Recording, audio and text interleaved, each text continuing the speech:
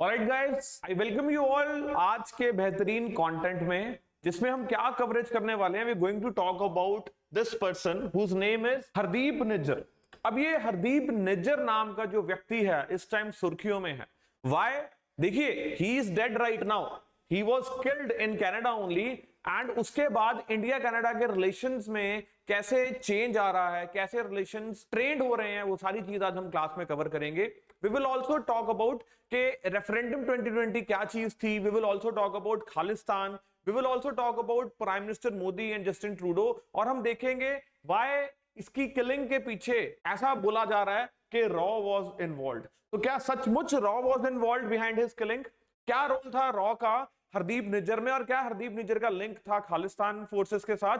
And Y Justin Trudeau को अचानक याद आता है G20 समिट कंक्लूड होने के बाद कि India should be blamed for his killing. So ये सारी चर्चा हम आज के लेक्चर में करेंगे। And with this I welcome you all to Launchpad education. So guys, बहुत ध्यान से समझना, पूरी कंप्लीट स्टोरी के बारे में हम चर्चा करेंगे and it is going to be an interesting watch. All right, but before moving further, थोड़ा सा आपको बैचेस के बारे में ब्रीफ कर रहा हूं जी। Batch for online 37,500। सो बहुत ही नॉमिनल कॉस्ट में, दैट इज 37,500 में you will be given life time validity. That doesn't mean कि एक बार क्लासेस अटेंड करेंगे उसके बाद खत्म हो जाएंगी। No, as many times as you want to attend the classes you can attend the class। उसके अलावा बुक सेट जिसमें सारी स्टैंडर्ड टेक्स्ट बुक्स होंगी, चाहे आपकी मॉडर्न हिस्ट्री के रिगार्डिंग हो, चाहे एथिक्स के रिगार्डिंग हो, चाहे आपकी कोई भी मॉड्यूल के रिगार्डिंग हो, economy, your art and culture, standard text books आपके डोर स्टेप पर फ्री ऑफ कॉस्ट, इस कॉस्ट के अंदर ही इंक्लूडेड है, will be given to you. So guys, this is one time offer. आप इन नंबर्स पे कॉल करके आप अपनी डेमो सेशंस बुक कर सकते हैं। ऑलरेडी कल बैच लॉन्च हो गया है, so do not miss the classes further. Join the batch now. Demo classes भी आप फ्री ले सकते हैं। Okay fine. So why is this in news? So जैसे कि मैंने आपके साथ बात की कि Hardeep Singh Nijjar, a Sikh independence advocate, जिनकी किलिंग 2 महीने पहले is at the centre of the widening breach between India and Canada. क्यों? क्योंकि कनाडा ने ब्लेम किया है इंडियन एजेंसीज को बिहाइंड हिज किलिंग। तो गाइस, जून के महीने में होता क्या है, एक शख्स जिनका नाम हरदीप निज्जर, तो उनको मार दिया जाता है कनाडा में ही, और इस बात को काफी महीने हो चुके हैं। सो जून की बात है जब उनकी किलिंग हुई, और उसके बाद G20 सबमिट होती है इस मंथ में, और G20 सबमिट जब सितंबर मंथ में कंक्लूड होती है, उसके बाद जस्टिन ट्रूडो अचानक कनाडा वापस जाते हैं और वहां जाके बोलते हैं कि जो हरदीप निज्जर थे, यानी कि who was a Canadian citizen, उनकी किलिंग के पीछे किसका हाथ है? इंडियन एजेंसीज का हाथ है। और इतना बोल के व्हाट ही डिड, उन्होंने सीनियर डिप्लोमेट जो कि इंडिया के थे उनको एक्सपेल कर दिया, एंड इन रिटालिएशन इंडिया ने भी उनके सीनियर डिप्लोमेट को एक्सपेल कर दिया। सो इसके बाद क्या हुआ, दोनों के रिलेशंस के बीच में स्ट्रेन आ गया, दोनों के रिलेशंस बिगड़ने शुरू हो गए, और इस टाइम आप यही सारी चर्चा देख रहे हैं न्यूज में, जो कि इंडिया कनाडा रिलेशंस के बारे में बात कर रहे हैं। अब हम वीडियो में क्या बात करेंगे कि ये हरदीप निज्जर एक्चुअली में था कौन। तो इंडिया ने इसको डिनाई किया that we are not behind his killing, हमने हरदीप निज्जर को नहीं मारा। बट अगर हम बात करें हरदीप निज्जर था कौन, सो गाइस, पंजाब में ही पैदा हुआ। 1977 में हरदीप निज्जर का बर्थ हुआ, एंड 1997 के टाइम पे इन्होंने एक फेक पासपोर्ट बनाया, जिस फेक पासपोर्ट में इन्होंने नाम रखा अपना रवि शर्मा, और उस फेक पासपोर्ट के थ्रू ही immigrated to Canada. And when he went to Canada, authorities को जाके इन्होंने बोला कि मुझे यहां पॉलिटिकल असाइलम चाहिए। क्यों? क्योंकि इंडिया में मुझे प्रताड़ित किया जा रहा है, परसिक्यूट किया जा रहा है, मेरी फैमिली को भी किया, मुझे भी किया, और मेरे जीवन को खतरा है इंडियन स्टेट से। तो इन्होंने पॉलिटिकल असाइलम मांगा कनाडा से, और कनाडा ने इनके डॉक्यूमेंट्स देखे, और डॉक्यूमेंट्स देखने के बाद उनको पता चला कि ये डॉक्यूमेंट्स जो है वो फॉर्ज डॉक्यूमेंट्स हैं, फेक डॉक्यूमेंट्स, और इनको डिनाई कर दिया पॉलिटिकल असाइलम के बेस पे कैनेडियन सिटीजनशिप देने को। और उसके बाद ये क्या करते हैं, थोड़े साल बाद ये शादी करवाते हैं कैनेडियन सिटीजन के साथ, और उसके बाद दोबारा अपनी सिटीजनशिप अप्लाई करते हैं, और वो भी एजेंसीज इनको देने से इनकार कर देती है, ये बोल के कि ये मैरिज ऑफ कन्वीनियंस है। दैट मींस मैरिज इसी पर्पज से करवाई गई है because he wanted to get Canadian citizenship. Afterwards इनको कैसे कैनेडियन सिटीजनशिप मिल जाती है इसका किसी को नहीं पता, that how he was able, he managed to get the Canadian citizenship, and he was a Canadian citizen only. अब होता क्या है, उसके बाद ये टेररिस्ट एक्टिविटीज में इन्वॉल्व होना शुरू हो जाते हैं। कैसे इन्वॉल्व होना शुरू हो जाते हैं हम बात करते हैं। सो प्लम्बिंग का बिजनेस ये शुरू करते हैं और उसको स्टैब्लिश करते हैं, बट साथ साथ अपने आप को कनेक्ट करके रखते हैं एक्सट्रीमिस्ट सिख आउटफिट्स के साथ। दैट मीन्स उन सिख आउटफिट्स के साथ ये कनेक्शन अपना जोड़ के रखते हैं जिनका मकसद क्या है, इंडियन स्टेट से इंडिपेंडेंस लेना, यानी कि separate state of Khalistan India में बनाना। सो उनके साथ इनके कनेक्शन बढ़ते जाते हैं। और उसके बाद अगर हम बात करें तो पंजाब लुधियाना में शिंगार सिनेमा में ब्लास्ट होते हैं, जिसमें कुछ लोगों की मौत होती है और काफी लोग घायल होते हैं, उसमें इनका नाम सरफेस पे आता है। खालिस्तान टाइगर फोर्स में भी इनकी इन्वॉल्वमेंट देखने को मिलती है एंड ऑल्सो इंडियन एजेंसीज इनको लेबल करती है एज ए टेररिस्ट, और जून में इनको मार दिया जाता है, और जिसके लिए अब इंडियन एजेंसी को कनाडा ब्लेम कर रहा है कि क्या रॉ है behind that killing. So anyways, who was Hardeep Nijjar? जैसा कि मैंने आपको बताया, he was a prominent member of a separatist movement. So prominent member कौन सी movement? Separatist movement to create an independent Sikh homeland known as Khalistan, जिसके बारे में हम बात कर रहे हैं। सो वी ऑल नो कि खालिस्तान मूवमेंट काफी देर से चलती आ रही है। पहले पंजाबी सूबा मूवमेंट चली, और पंजाबी सूबा मूवमेंट के बाद जब सेपरेट स्टेट ऑफ पंजाब मिल गया पंजाबी स्पीकिंग पीपल को, उसके बाद वहां पर with the advent of Jarnail Singh Bhindranwale Khalistan movement भी अपना पेस पकड़ती गई और तेज होती गई। Now he was organising an unofficial referendum amongst the Sikh diaspora with the organisation Sikhs for justice. So क्या ऑर्गेनाइज कर रहे थे? रेफरेंडम 2020। सो रेफरेंडम 2020 क्या है गाइस? रेफरेंडम 2020 एक अनऑफिशियल रेफरेंडम था जो कि एक्सट्रीमिस्ट ऑर्गेनाइजेशन ने करवाने की कोशिश की, जिसमें वो वोटिंग करवा रहे थे ये जानने के लिए लोगों से कि क्या वो सेपरेट स्टेट ऑफ खालिस्तान चाहते हैं या सेपरेट स्टेट ऑफ खालिस्तान नहीं चाहते हैं। They want to stay with the Indian state only. That is referendum 2020। और एक सॉवरन नेशन इंडिया, जैसे कि इंडिया सॉवरन नेशन है, उस नेशन में ऐसी चीजों को एंटरटेन नहीं किया जा सकता। इंडिया टॉलरेट नहीं करता है सेपरेटिस्ट टेंडेंसीज को, and he was connected with that referendum 2020. So illegally he immigrated to Canada at the age of 20 years in 1997 with a fake passport जिसका नाम था रवि शर्मा, और पॉलिटिकल असाइलम लेने की कोशिश की इन्होंने वहां पर, एंड वहां पर प्लम्बिंग बिजनेस भी शुरू किया इन्होंने, एंड ग्रेजुअली अपने आप को एसोसिएट किया with anti India pro Khalistani groups. So what was the problem with Nijjar? The main problem was he was connected to anti India pro Khalistani groups, extremist groups, जो अपने आप को कहते हैं कि that we are not Indians, हम Indian state से अलग होना चाहते हैं, we want a separate Sikh sovereign nation. और ये कोई मूवमेंट आज की नहीं है, बहुत पुरानी मूवमेंट है। अगर आप जानते हो काफी पॉलिटिकल आउटफिट्स भी बनी, काफी ज्यादा पॉलिटिकल पार्टीज भी एस्टैब्लिश की गई इसी बेस के ऊपर, दैट हमें क्या चाहिए, हमें सेपरेट स्टेट चाहिए, सेपरेट सॉवरेन स्टेट चाहिए, rather a nation state for the Sikhs. So that's what they want, और उसको नाम क्या दे रहे हैं? खालिस्तान।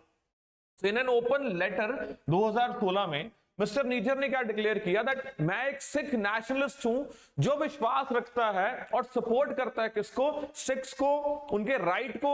कैसे राइट को? सेल्फ डिटर्मिनेशन के, कि हमें सेपरेट नेशन चाहिए तो चाहिए, and independence of Indian occupied Punjab. तो इसको क्या बोलते हैं? Indian occupied Punjab, IOP। जैसे जो हमारा कश्मीर पाकिस्तान ने ऑक्यूपाइड किया हुआ है उसको हम क्या बोलते हैं? पाकिस्तान ऑक्यूपाइड कश्मीर। ये पंजाब को क्या बोलते हैं? Indian occupied Punjab. So Indian occupied Punjab through a future referendum. So ये वही रेफरेंडम की बात कर रहे थे जिसके बारे में मैंने अभी आपको ब्रीफ किया। सो पहली बार इनका नाम सरफेस कहां हुआ? शिंगार थिएटर बॉम्ब ब्लास्ट में, जो कि लुधियाना में हुआ था। और 2016 में इंडियन मीडिया ने रिपोर्ट किया कि Nijjar was suspected of masterminding that bombing in the Sikh majority state of Punjab and training terrorists कहां पर? वैंकूवर में ही, कनाडा में। So he was involved in financing, he was involved in training, he was involved in terror activities, ऐसा इनको accused किया गया।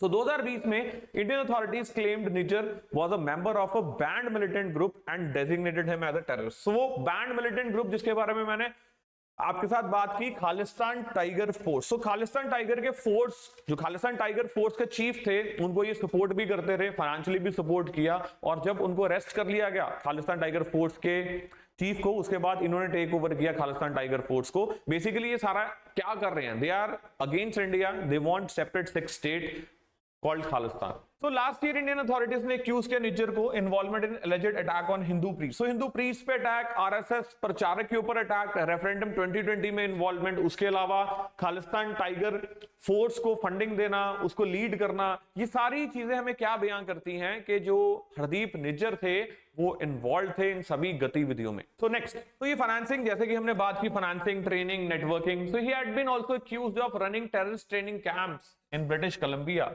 and he was behind the killing of RSS प्रचारक, so also behind organizing referendum 2020 जिसके बारे में हम बात अभी कर चुके हैं।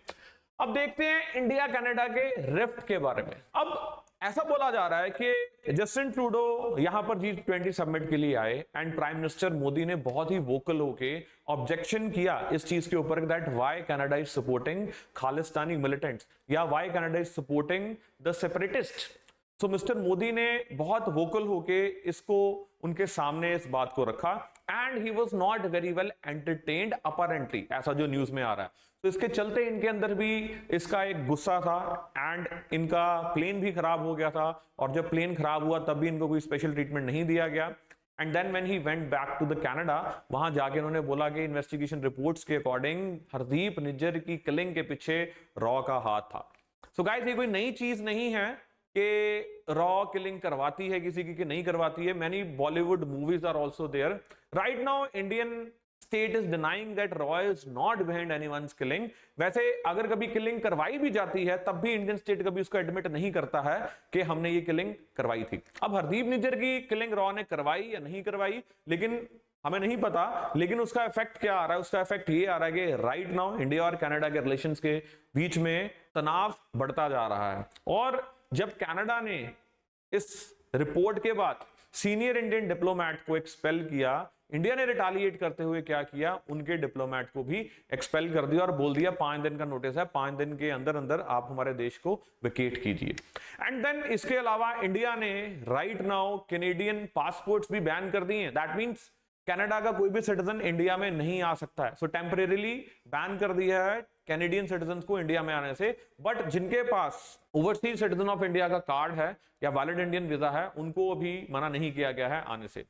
अब ये सारा चक्कर है क्या? सो गाइस, अगर आपको पता हो गुरपतवंत सिंह पन्नू के बारे में, सिक्स फॉर जस्टिस के बारे में, तो जितने भी सेपरेटिस्ट हैं, और बहुत ध्यान से अगर आप कनेक्ट करने की कोशिश करेंगे सारी चीजों को, इनको भी सपोर्ट होती है फॉरेन इंटेलिजेंस एजेंसीज की।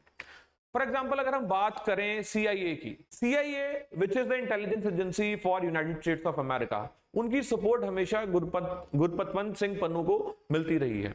और जब भी इंडिया के क्लोज रिलेशंस होने शुरू होते हैं किसके साथ, रशिया के साथ, तब कुछ ना कुछ आपको ये गतिविधियों में चेंज देखने को मिलता है या कुछ ना कुछ आपको इनकी मूवमेंट देखने को हमेशा मिलेगी। What does that mean? So they are using these separatists as blackmailing tactic. They are using these separatists अपना पॉलिटिकल एजेंडा फुलफिल करने के लिए। They are using these separatists अपनी स्ट्रेटेजिक मोटिव के लिए। So same way इसमें कोई deny करने वाली बात नहीं है कि हो भी सकता है कि रॉ was behind that killing, but Indian state ने ऑफिशियली क्या किया है, इस चीज को डिनाई किया है that we are not involved in that killing. जैसे कि मैंने आपको बताया that India has expelled a Canadian diplomat after Canada expelled Indian diplomat Pawan Kumar Rai over the case. So India has even stopped granting Indian visa to the Canadian citizens. The action taken by the India shows कि the shift है जो हमारी foreign policy में। पहले हम इतने aggressive नहीं होते थे, हम ऑफेंसिव नहीं होते थे, हम क्या करते थे, हम चीजों को बर्दाश्त करते थे, पेशेंटली बर्दाश्त करते थे। लेकिन अब हमारी फॉरेन पॉलिसी चेंज हो चुकी है। तो चाहे फिर हम बात करें कि हम POK में जाके टेररिस्ट कैंप्स को डिस्ट्रॉय कर रहे हैं, चाहे हम बात करें कि म्यांमार में हम टेररिस्ट कैंप्स को डिस्ट्रॉय कर रहे हैं, चाहे हम बात करें हम एयर स्ट्राइक्स कर रहे हैं, चाहे हम बात करें इस सेक्शन पर भी जहां पर इंडिया ने क्या किया है, इंडिया ने भी ऑफेंसिव होके उनके डिप्लोमेट को एक्सपेल किया और वीजास को और नाउ रोक दिया। सो दिस शोज दैट हमारी डिफेंसिव अप्रोच से अब हम कहां शिफ्ट हो गए, ऑफेंसिव अप्रोच की तरफ। So India has taken a stand which shows that shift of foreign policy from being defensive soft power to offensive one. So Canada has various political reasons to support the Sikhs, क्योंकि वहां पर Sikh diaspora exist करता है and that to prominent one. तो वहां की government क्या कर रही है, बेसिकली अपीज कर रही है उन लोगों को by supporting the Khalistani agendas. So guys, this was all about today's video and this was all about कि क्या concern था बीच में and who was Hardeep Nijjar. I hope you liked the video. Make sure you give it a thumbs up and हमारे channel को subscribe कीजिए। हम मिलते रहेंगे दोबारा ऐसे ही और कॉन्टेंट के साथ। Till then, thank you very much.